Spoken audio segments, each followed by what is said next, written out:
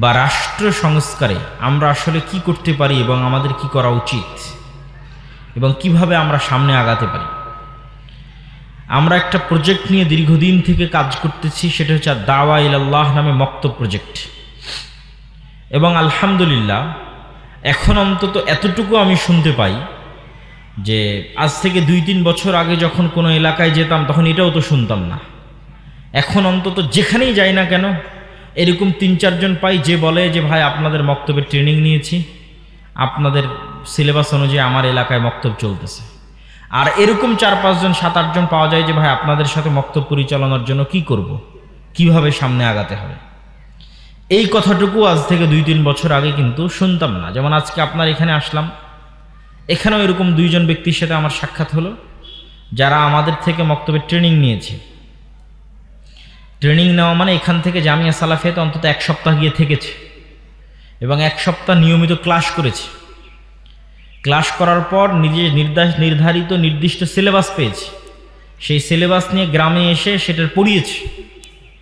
এবং এই রমাজান মাসে আমাদের ট্রেনিং প্রাপ্ত 500 মক্তব, যে সমস্ত মক্তবের শিক্ষকেরা 1 সপ্তাহ জামিয়া সালাফিয়াতে এসে ট্রেনিং নিয়েছে, এইরকম মক্তবের সংখ্যা, ট্রেনিং প্রাপ্ত শিক্ষকের সংখ্যা 500। এই 500 মক্তবের শিক্ষককে আমরা পুরো রমজান মাসব্যাপী আরও জোরদারভাবে কাজ করার জন্য অনুরোধ এবং আহ্বান জানিয়েছিলাম এবং তাদের জন্য রমজান শেষে ঈদের পূর্বে একটা ন্যূনতম হাদিয়ার ব্যবস্থা আমরা করেছিলাম। তো কালকে গেছিলাম হচ্ছে আপনার ইয়েতে নাচল, তারপরে আজকে আসলাম হচ্ছে আপনাদের এখানে, তো আলহামদুলিল্লাহ দুর্গাপুরে। তো নাচলও এরকম কয়েকজনের সাথে সাক্ষাৎ হলো, এখানেও সাক্ষাৎ হলো যারা ট্রেনিং নিয়েছে, রমজান মাসব্যাপী দাওয়া ইলাল্লাহর মক্তব পড়িয়েছে এবং ঈদের পূর্বে হাদিয়াও গ্রহণ করেছে। বলেন আলহামদুলিল্লাহ।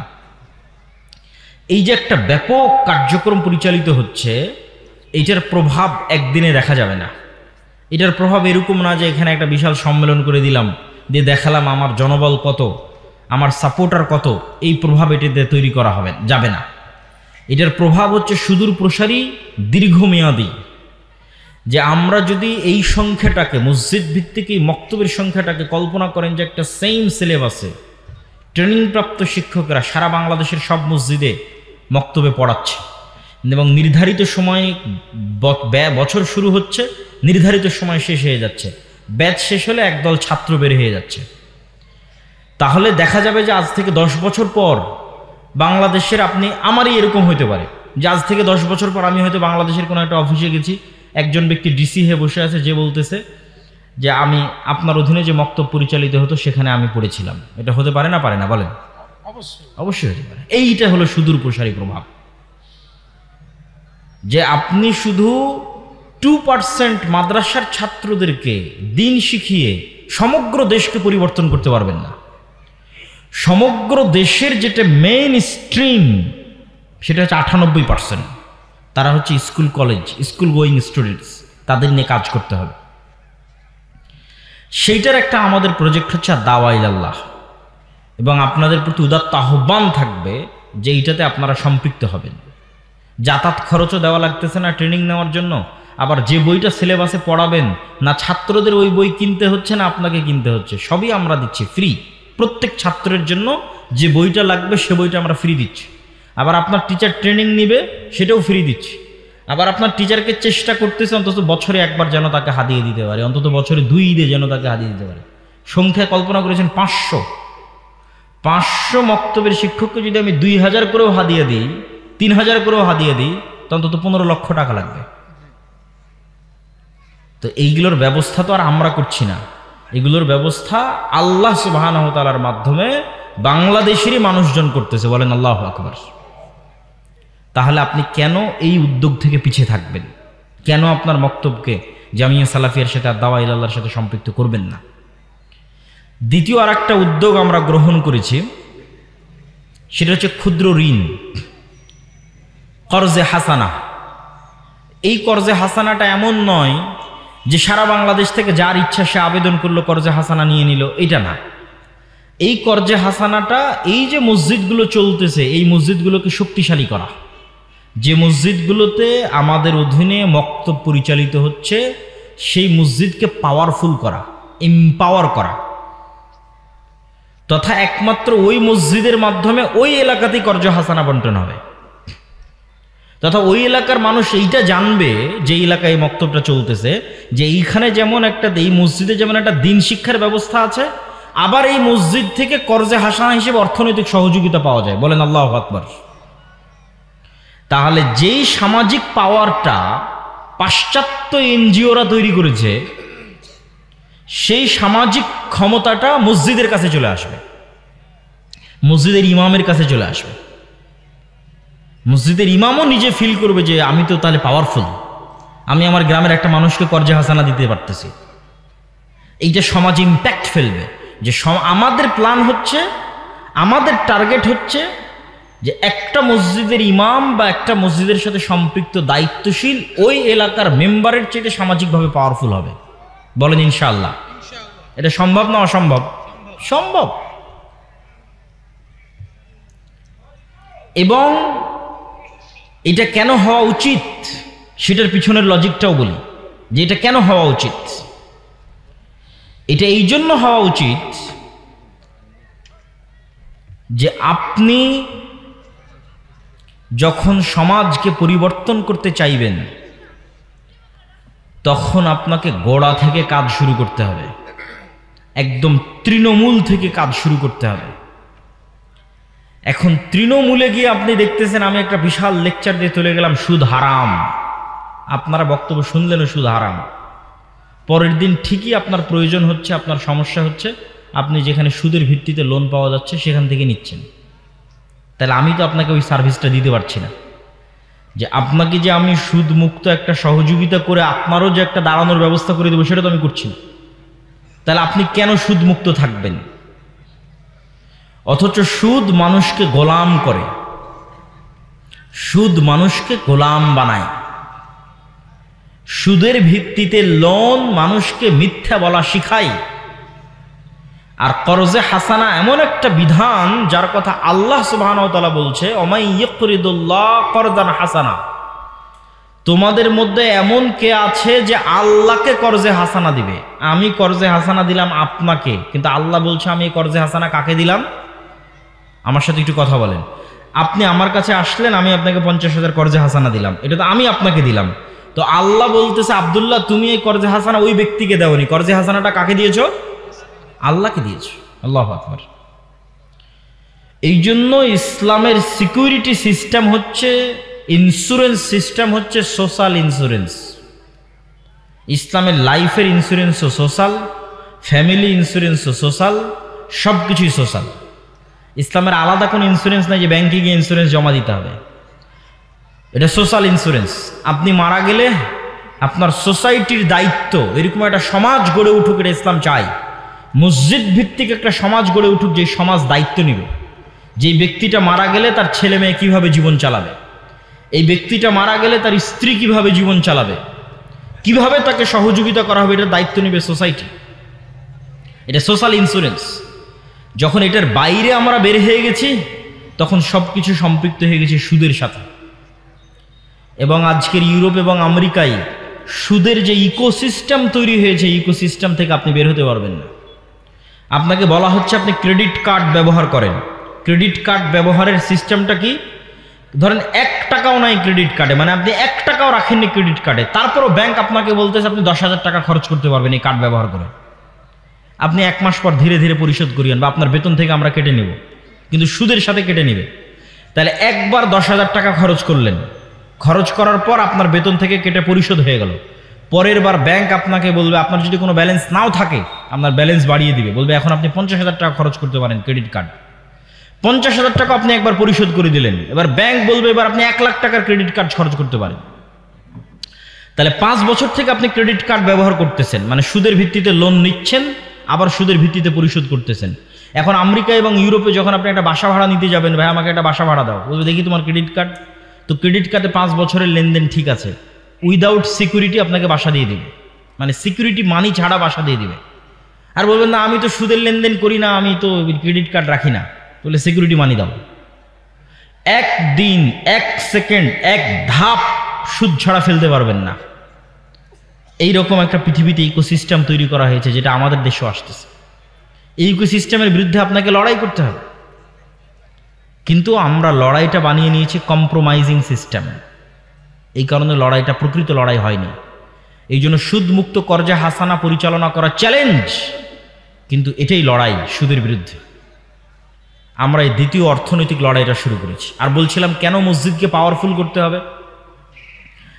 গত 16 বছর বাংলাদেশের গ্রাম পর্যন্ত যে পলিটিসাইজ হয়েছে তথা রাজনীতিকরণ হয়েছে গ্রাম পর্যন্ত গত 16 বছর, এখন সেই জায়গায় শূন্যতা বিরাজ করছে। হ্যাঁ, আমাদের গোলামির স্বভাবের কারণে আমরা আগে এক দলকে জুলুম করার সুযোগ দিতাম, এখন আর এক দলকে জুলুম করার সুযোগ দিচ্ছি এবং চোখের সামনে দেখতেছি। আমাদেরই আশেপাশের এক জায়গায় একজন ব্যক্তি ব্যবসায়ী বিশাল পুকুর খনন করে নতুন করে মাছ আবাদ করবে। তো একটা নির্দিষ্ট রাজনৈতিক দলের নেতারা চাঁদা নেওয়ার জন্য পুকুরের কাজ বন্ধ রেখে দিয়েছে, যে এত টাকা চাঁদা দেন, দিয়ে তারপরে পুকুরের কাজ করেন। কেউ কথা বলার নাই, কেউ বাধা দেওয়ার নাই। তাহলে আমরা নিজেরা মাজলুম হওয়ার রাস্তা, যেমন গত 16 বছর এক দলের হাতে মাজলুম হতাম, আবার আর কারো কাছে যেন মাজলুম হওয়া যায় সেটার রাস্তা আমরা মেনে নিচ্ছি। এটা হচ্ছে গোলামের স্বভাব। এই জায়গায় হচ্ছে প্রতিষ্ঠানগুলো ফাইট দিতে পারে মুসলমানদের ধর্মীয় প্রতিষ্ঠানকে। শুধু সালাত, সিয়াম, হজ, জাকাতের মধ্যে সীমাবদ্ধ থাকা যাবে না। মসজিদ মাদ্রাসাকে শুধু কোরআন পড়াবে আর শুধু মক্তব পড়াবে, এর মধ্যে সীমাবদ্ধ থাকা যাবে না। তার গ্রামে অন্তত যেই পাড়ায় মসজিদটা আছে সেই পাড়ায় ওই মসজিদের দায়িত্বশীলকে, ইমামকে এতটুকু সামাজিক ক্ষমতা অর্জন করতে হবে যে ওই পাড়ায় যদি কারো উপর জুলম হয় অন্তত বলতে পারবে যে এটা জুলুম হচ্ছে, করিও না। অন্তত গিয়ে বলতে পারবে এটা অন্যায়, এটা করিও না। এই কাজ যতক্ষণ করবেন না ততক্ষণ আল্লাহ আপনাদেরকে শাসন ক্ষমতা দিবে না। ন্যায় প্রতিষ্ঠার আন্দোলনের মাধ্যমে লিডার তৈরি হয়। আর আমাদের আলেম ওলামা এবং আমরা যেভাবে মসজিদ মাদ্রাসা চালাই, এটা সম্পূর্ণ গোলামির সিস্টেম। এখানে গোলাম তৈরি হয়, যে দেশে কি হচ্ছে, গ্রামে কি হচ্ছে, সমাজে কি হচ্ছে আমি কিচ্ছু জানি না, খালি নামাজটা বা কোনো মতে পড়লেই হলো। কিন্তু আপনার চোখের সামনে আরেকজনের উপর জুলম হচ্ছে, আপনি বাধা দিবেন না, ন্যায় প্রতিষ্ঠার জন্য চেষ্টা করবেন না, আপনি নেতা হবেন কিভাবে? এবং এই ন্যায় প্রতিষ্ঠার সংগ্রাম সমাজে শুরু করার আগে, গ্রামে শুরু করার আগে আপনাকে নিজেকেও যাচাই করতে হবে যে আমি আমার পরিবার, আমার ফ্যামিলির মধ্যে ন্যায় প্রতিষ্ঠা করতে পারছি কিনা, করেছি কিনা। কেননা রাষ্ট্রে ইসলাম যাওয়া মানে রাসূল সাল্লাল্লাহু আলাইহি ওয়াসাল্লাম বলছেন, লা তাকুমুস সাআহ হাত্তা ইয়ানজিলা ঈসা ইবনে মারইয়াম, ততদিন পর্যন্ত কিয়ামত হবে না যতদিন না মারিয়ামের ছেলে ঈসা দুনিয়াতে নেমে না আসে। আর মারিয়ামের ছেলে ঈসা দুনিয়াতে নেমে এসে কি করবে? হাকামান মুকসিতা, সমগ্র পৃথিবীতে ন্যায় বিচার প্রতিষ্ঠা করবে। আমি স্বেচ্ছাসেবকদের আহ্বান করব, এখনো যারা দাঁড়িয়ে আছেন আশেপাশে, পরিবেশটা একটু সুন্দর করি। আমরা পিছনে দাঁড়িয়ে আছেন, সামনে এসে বসেন। 5-10 মিনিট আমরা যে কথাই শুনি না কেন আদবের সাথে শুনি। এই যে সাইডে আপনাদের দেখতে পাচ্ছি, বসেন আপনারা ভিতরে এসে। এখানে অধৈর্য হওয়ার কিছু তো নাই। আমি সকলকে উদাত্ত আহ্বান জানাবো যে আমরা সমগ্র পৃথিবীতে ন্যায় বিচার প্রতিষ্ঠা করবে। তাহলে রাষ্ট্রে ইসলাম মানে রাষ্ট্রে কি প্রতিষ্ঠা হওয়া? বলেন তো, কথা বলেন। রাষ্ট্রে কি প্রতিষ্ঠা হওয়া? ন্যায় বিচার প্রতিষ্ঠা হওয়া। রাষ্ট্রে ইসলাম প্রতিষ্ঠা হওয়া মানে রাষ্ট্রের ন্যায় বিচার প্রতিষ্ঠা হওয়া। এখন একটা মুসলমান, এটা আল্লাহর নবী ব্র্যান্ডিং করলেন, আমি ব্র্যান্ডিং করিনি। আল্লাহর নবী বলতে পারতেন যে ঈসা আলাইহিস সালাম সারা পৃথিবীর শাসক হবে এবং তিনি সমগ্র পৃথিবীতে পর্দা বাস্তবায়ন করবে, এটা বলেননি। অবশ্যই পর্দা ইসলামী শরীয়তের একটা বড় অনুষঙ্গ, কিন্তু রাষ্ট্রে ইসলামের এটা ব্র্যান্ডিং নয়। তিনি এটাও বলেননি যে রাসূল ঈসা আলাইহিস সালাম সমগ্র পৃথিবীর শাসক হবে এবং সমগ্র পৃথিবীতে সালাত প্রতিষ্ঠা করবে। অবশ্যই সালাত ইসলামের অনেক বড় অনুষঙ্গ, কিন্তু রাষ্ট্রে ইসলামের একমাত্র ব্র্যান্ডিং নয়। রাষ্ট্রে ইসলামের 1 নম্বর ব্র্যান্ডিং ন্যায় বিচার প্রতিষ্ঠা করবে।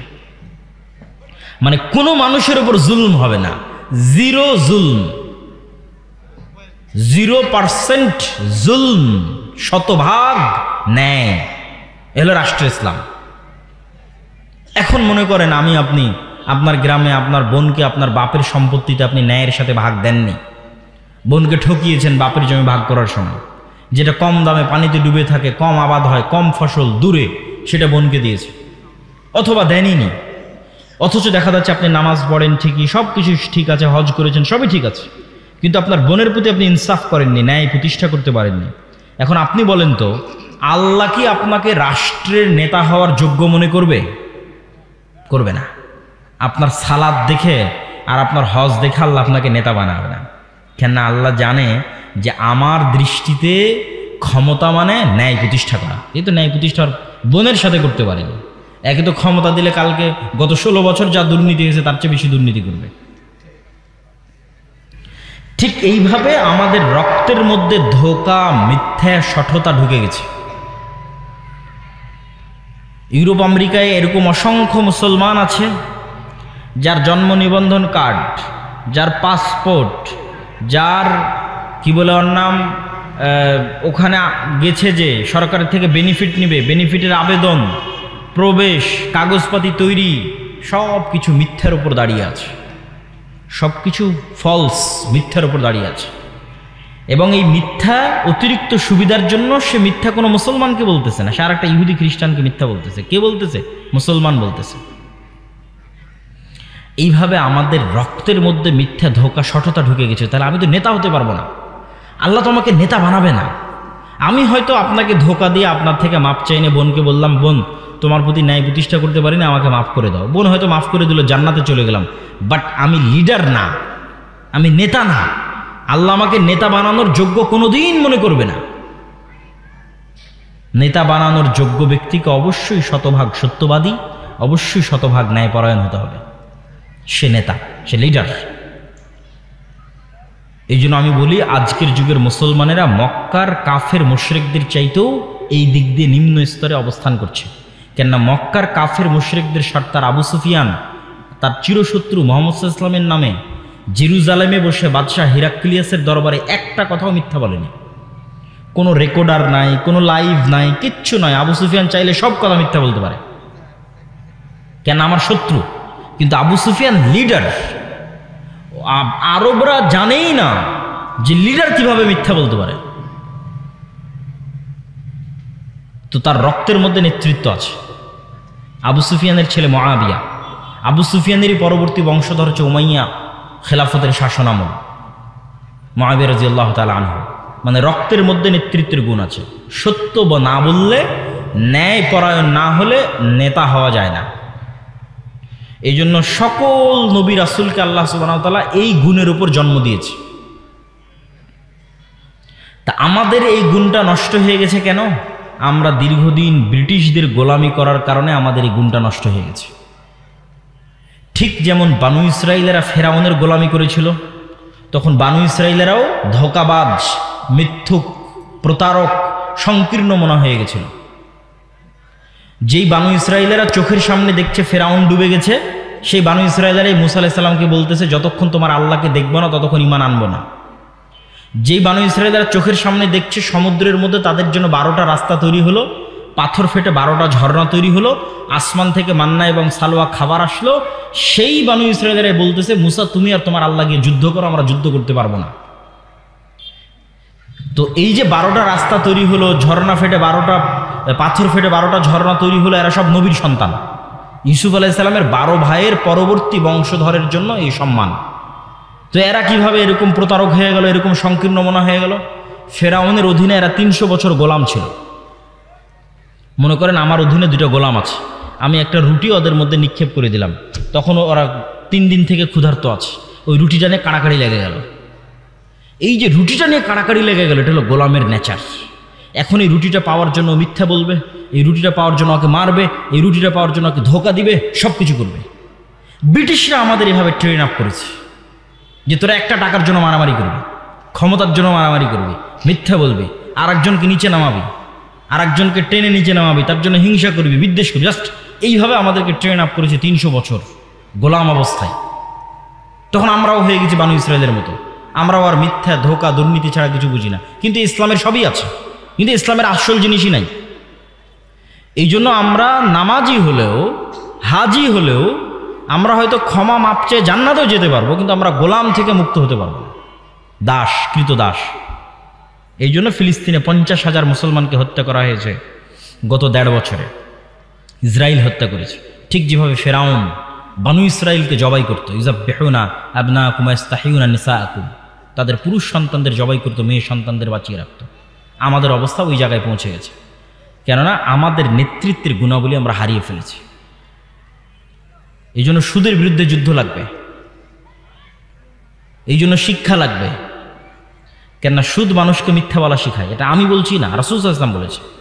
রাসূলুল্লাহ সাল্লাল্লাহু আলাইহি ওয়াসাল্লাম প্রত্যেকটা দোয়ায় বলতেন, আল্লাহুম্মা ইন্নী আউযু বিকা মিনাল মা'সামি ওয়াল মাগরাম, আল্লাহ আমি কর্জ থেকে বাঁচতে চাই, গুনাহ থেকে বাঁচতে চাই। তো কর্জ থেকে বাঁচতে চাই, কিভাবে কর্জ থেকে বাঁচতে চাই? আল্লাহর নবী আপনি কেন এত কর্জ থেকে বাঁচতে চান? তো রাসূল সাল্লাল্লাহু আলাইহি ওয়াসাল্লাম বলছে, মানুষ যদি আজ কর্জ নেওয়া শুরু করে, কাল মিথ্যা বলা শুরু করবে।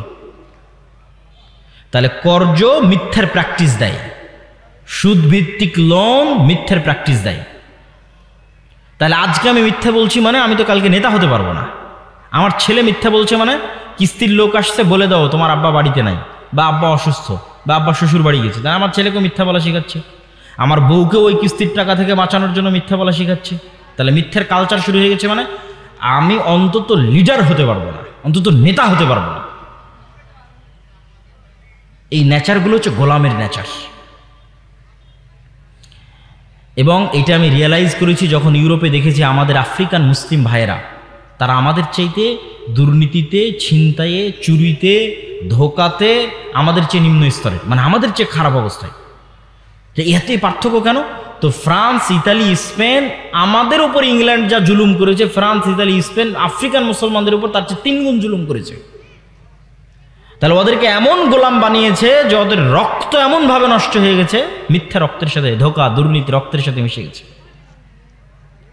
তা আমিও যখন মুসলমানদের স্বভাব দেখি তখন আমি আশ্চর্য হই। এই গত নির্বাচনের সময় রূপগঞ্জে দেখা যায় প্রত্যেকটা মানুষ সব প্রার্থীকে বলছে আপনাকে ভোট দিব, যে তার কাছে টাকা নিয়েছে। মানে প্রত্যেকটা মানুষ মিথ্যা বলতেছে এবং সে মুসলমান দাবি করতেছে। সম্মানিত উপস্থিতি, তাহলে আপনি যদি বলেন আমি রাষ্ট্রে ইসলাম দেখতে চাই, গোড়ায় সংশোধন করতে হবে। রাষ্ট্রে ইসলাম দেখতে চান তো ইসলাম রাষ্ট্রে গেলে তো ন্যায় বিচার লাগবে। তো ন্যায় বিচার প্রতিষ্ঠা করতে পারবে এরকম লোক কই? আপনি বলেন দেশে আলেম ওলামা, মসজিদ, মাদ্রাসা, ইসলামী দলের আমির সংগঠন। আপনি সব জায়গায় যান, মসজিদে যান, মাদ্রাসায় যান, ইসলামী দলের আমির ওমরা সবার কাছে যান, গিয়ে দেখবেন যে সালাত, সিয়াম, হজ, জাকাত সবই ঠিক আছে, কিন্তু মসজিদও ন্যায় নাই, মাদ্রাসাতেও ন্যায় নাই, ইসলামী দল, ইসলামী সংগঠনও ন্যায় নাই। দেখা যাচ্ছে যেই কর্মী জান প্রাণ দিয়ে কঠোর পরিশ্রম করে ওই সংগঠনের জন্য কাজ করেছে, সংগঠন ওই কর্মীকে বাদ দিয়ে যে চামচামি করেছে ওকে পদ দিয়ে দিয়েছে। তাহলে সে ন্যায় প্রতিষ্ঠা করতে পারলো? পারলো। সে তার নিজের একটা দলে ন্যায় প্রতিষ্ঠা করতে পারেনি, তাহলে আল্লাহ কিভাবে তাকে যোগ্য মনে করবে যে সে রাষ্ট্রে ন্যায় প্রতিষ্ঠা করবে? একই অবস্থা মাদ্রাসা, একই অবস্থা মসজিদে। সুতরাং আমাদের মধ্যে লিডারশিপ নাই।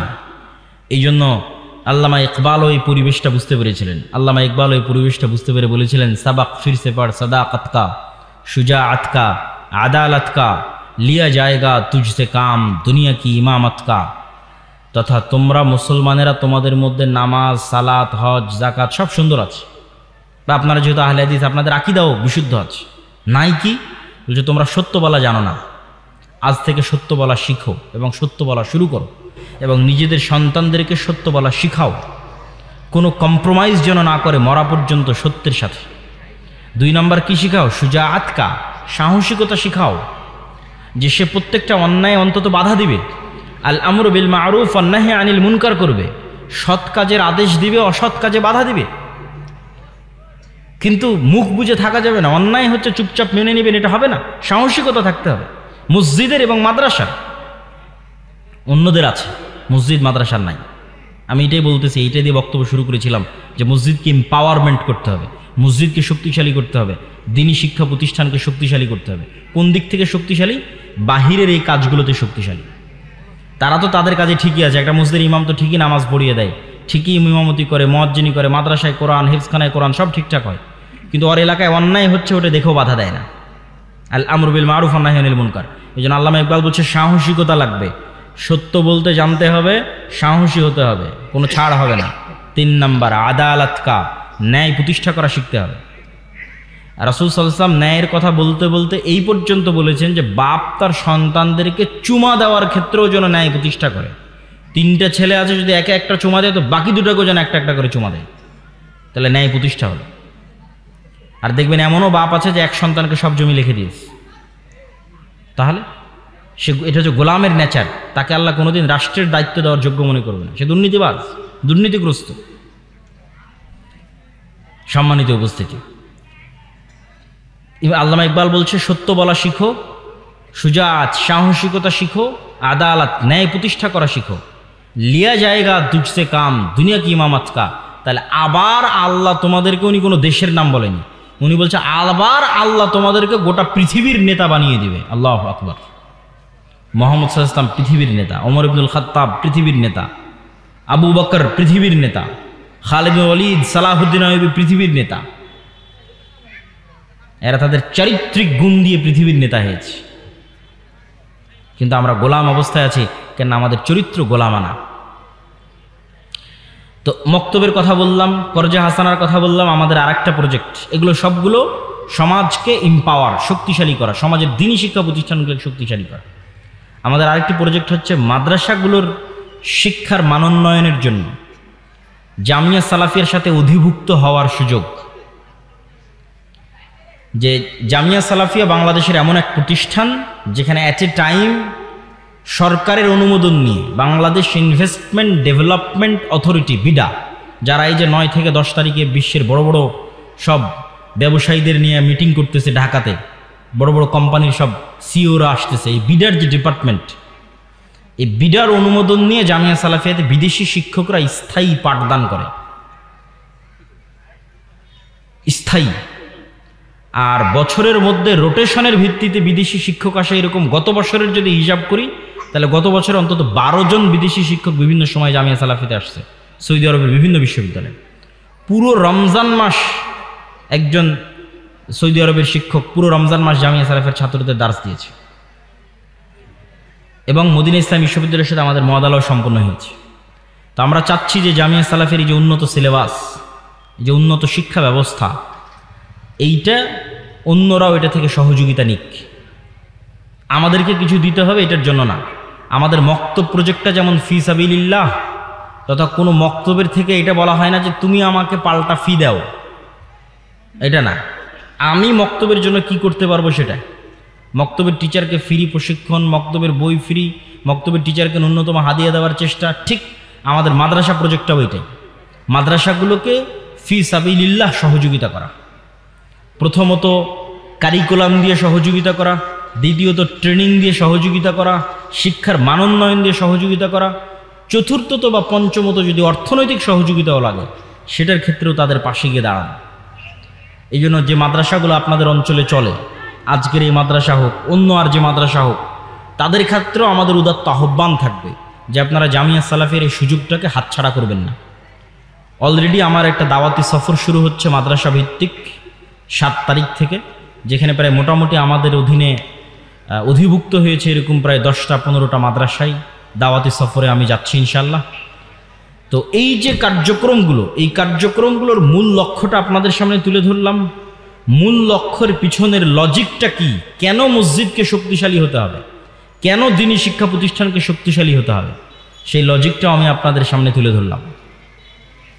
এবং এইটার মাধ্যমে যে সমাজ সংস্কার তৈরি হবে, এই সমাজ সংস্কারের মাধ্যমে যে লিডারশিপ তৈরি হবে, এই লিডারশিপ ভবিষ্যৎ বাংলাদেশকে পরিবর্তন করে দিবে। আপনি কল্পনা করেন যে এখন এই মুহূর্তে বাংলাদেশের প্রত্যেকটা ওসি, বাংলাদেশের প্রত্যেকটা ডিসি, বাংলাদেশের প্রত্যেকটা এসপি, বাংলাদেশের প্রত্যেকটা এসি ল্যান্ড, বাংলাদেশের প্রত্যেকটা সাব রেজিস্ট্রার, যত বড় হাজি হোক, যত বড় নামাজি হোক, যে ও তাহাজ্জুদের নামাজ দেখিয়ে, জামাতে ইমামতি দেখিয়ে পাগল করে দিবে, দিয়ে বলবে যে আমি বড় কুতুব হয়ে গেছি, যত বড় নামাজি হাজি হোক, এতটুকু যদি নিশ্চিত করে যে সে তার দায়িত্বের জায়গায় 100% সৎ এবং 100% ন্যায়পরায়ণ, 100% আমানতদার, বাংলাদেশের কোনো রাজনৈতিক দলের ক্ষমতা নাই যে বাংলাদেশে দুর্নীতি করে।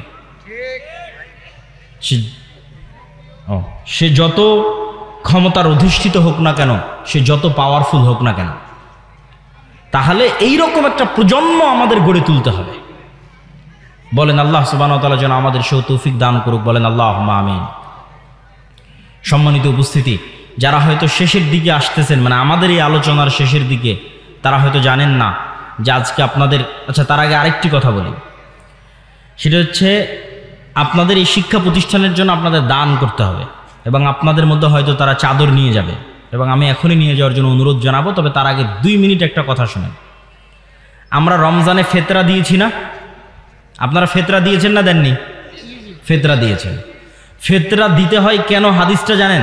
রাসূল সাল্লাল্লাহু আলাইহি ওয়াসাল্লাম বলছেন যে ফেতরা তুমি দিচ্ছ তোমার রমজানের মধ্যে যে ভুল ত্রুটি হয়েছে সেই ভুল ত্রুটির কাফারা।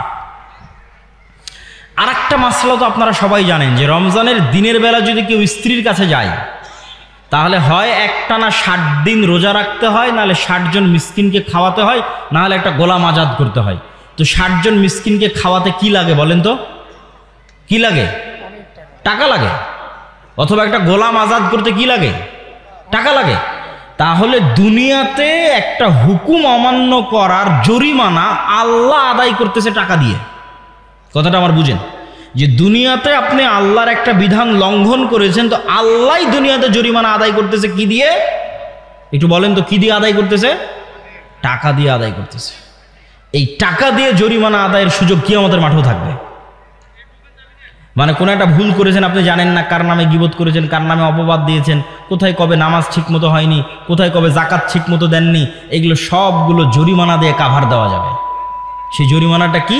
আগেই এখনই বেঁচে থাকতে পরকালের জন্য সেভিংস জমা রাখতে হবে দান করে। কিয়ামতের মাঠে যখন বিপদে পড়বেন, দেখবেন যে এখানে এটা ঠিক নাই, ওখানে কি আমার নামে বিচার দিয়ে বসে আছে যে তুমি তো আমার ওইটা মেরে দিয়েছিলে, আমার নামে গীবত করেছিলা, তখন ওই যে সেভিংসে দান আছে ওখান থেকে জরিমানা আদায় হবে। জরিমানা আদায় হবে আর আপনি বেঁচে গিয়ে জান্নাতে চলে যাবেন। বলেন আল্লাহু আকবার। এই জন্য শাইখ আব্দুর রাজ্জাক বিন ইউসুফ বলেছে দান হচ্ছে সবচেয়ে শক্তিশালী ইবাদত। তো তার দুনিয়াতে একটা উদাহরণ দেখালাম, আর পরকালে তো দেখবেনই যারা দানবীর দানশীল তারা তাদের দানের ক্ষমতা কিয়ামতের মাঠে দেখবে। তো দুনিয়াতেই তো আল্লাহ টাকা দিয়ে জরিমানা দিয়ে আপনার গুনাহ মাফ করে দিচ্ছে, তো পরকালেও আপনার গুনাহ মাফ হওয়ার রাস্তা থাকবে, ইবাদতের খাংতি পূরণ করার রাস্তা থাকবে টাকা দিয়ে, কিন্তু সেই টাকাটা এখনই দান করে যেতে হবে। তো আজকের এই প্রতিষ্ঠানের উন্নয়ন কল্পে আমি আপনাদের সকলকে উদাত্ত আহ্বান জানাবো যে আপনারা আজকের এই প্রতিষ্ঠানের উন্নয়ন কল্পে যে বৈঠকি দান, এই বৈঠকি দানে আপনারা অংশগ্রহণ করবেন, এবং এই বৈঠকি দান সংগ্রহ করার জন্য আমি স্বেচ্ছাসেবক ভাইদেরকে উদাত্ত আহ্বান জানাচ্ছি। আপনি আরেকটা জিনিস, আপনি এটা মনে করবেন না যে আমি এই মাদ্রাসাকে দিলাম না তার মানে মাদ্রাসাকে বঞ্চিত করে দিলাম, না, আপনি বঞ্চিত হয়ে গেলেন এরকম একটা ভালো কাজ থেকে। এটা না যে মাদ্রাসা বঞ্চিত হয়ে গেল যে যা ওকে টাকা দিলাম না ও বঞ্চিত হয়ে গেল, না, আপনি বঞ্চিত হয়ে গেলেন এত বড় একটা ভালো কাজ থেকে, মাহরুম হয়ে গেলেন। অতএব মাহরুম হবেন না। রিক্সা চালক হন, ভ্যান চালক হন, যে যেখানে যে অবস্থায় আছেন, সে নিজেকে মাহরুম না করে এরকম একটা কল্যাণকর কাজে সম্পৃক্ত থাকার গর্বে গর্বিত হন।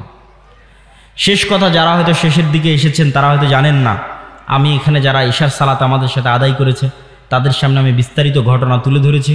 আপনাদের শ্রদ্ধেয় শাইখ আব্দুর রাজ্জাক বিন ইউসুফের বিষয়টি আপনারা তাদের থেকে শুনে নেবেন।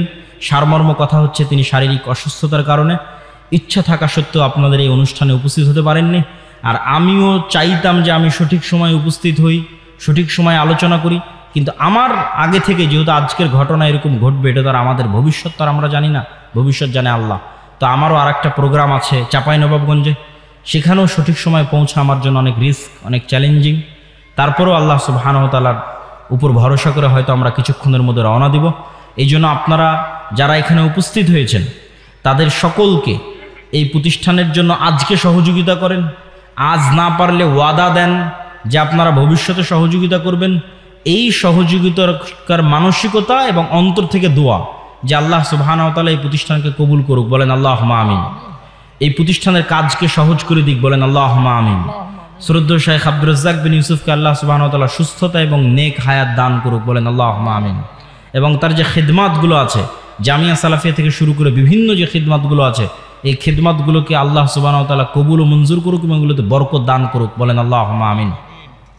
এবং আপনাদেরকে সর্বশেষ আর দাওয়া ইলাল্লাহর মক্তবের কথা বললাম, আমাদের কর্জা হাসানা প্রজেক্টের কথা বললাম, আমাদের মাদ্রাসা ভিত্তিক অধিভুক্তির কথা বললাম। শেষ আর একটা কথা, মাসিক আল ইতিসাম। জানি না আপনারা মাসিক আল ইতিসামের সাথে পরিচিত কিনা। মাসিক আল ইতিসামের লাস্ট কয়েক মাসেরও যদি সম্পাদকীয় পড়েন তাহলে অন্তত আপনি অনেক বিষয়ের দিক নির্দেশনা পাবেন। যেমন এই যে গণতন্ত্র, এই মাসের সম্পাদকীয়তে পাবেন যে গণতন্ত্র কেন একটা ব্যর্থ সিস্টেম, তার 5টা কারণ তুলে ধরা আছে। প্রকৃত গণতন্ত্র কেমন হতে পারে তার রূপরেখা তুলে ধরা আছে।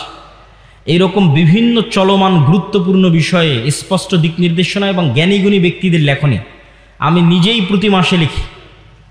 এই জন্য আপনাদের কাছে উদাত্ত আহ্বান থাকবে যে মাসিক আল ইতিসামের মতো একটা পত্রিকা, যার ফতোয়া বোর্ডে দেশি বিদেশি আলেমদের সমন্বয় হয়, মানে বাংলাদেশের একমাত্র ফতোয়া বোর্ড যেখানে শুধু দেশের আলেমরা থাকে না, বিদেশি জামিয়া সালাফিয়া বানারসের জামিয়া সালাফিয়ার মুহাদ্দিস থাকে ফতোয়া বোর্ডে।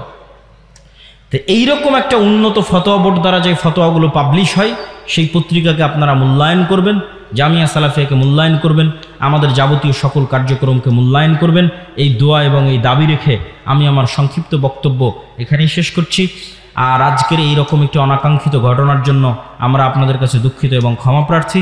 আল্লাহ সুবহানাহু ওয়া তাআলা আমাদের যা ভুল ত্রুটি আছে সেগুলো ক্ষমা করে দিয়ে আমাদের অনুষ্ঠানকে কবুল করুক। আল্লাহুম্মা আমিন। ওয়া আখির দাওয়ানা আনিল হামদুলিল্লাহি রাব্বিল আলামিন। আসসালামু আলাইকুম ওয়া রাহমাতুল্লাহি ওয়া বারাকাতুহু। স্বেচ্ছাসেবক ভাই যারা দান সংগ্রহ করছেন তারা আশেপাশে যারা দাঁড়িয়ে আছে তাদেরকেও বাদ দিবেন না, তাদের থেকেও সংগ্রহ করবেন।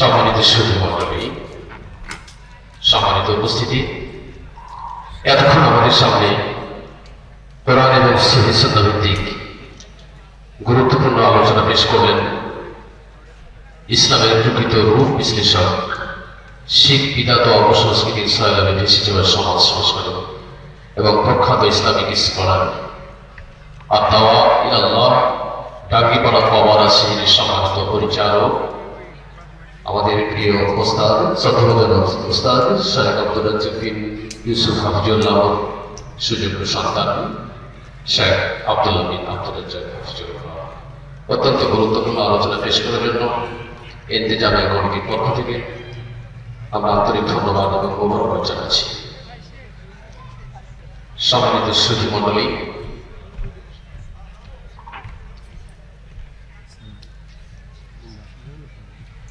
এই পর্যায়ে আমি আজকের ইসলামী জালসা যিনি সভাপতির আসন অলঙ্কৃত করেছেন, উনি যদি একটু পরে এসেছেন, আমরা আন্তরিক ধন্যবাদ জানাচ্ছি আজকের ইসলামী জালসার সভাপতির আসন গ্রহণ করার জন্য।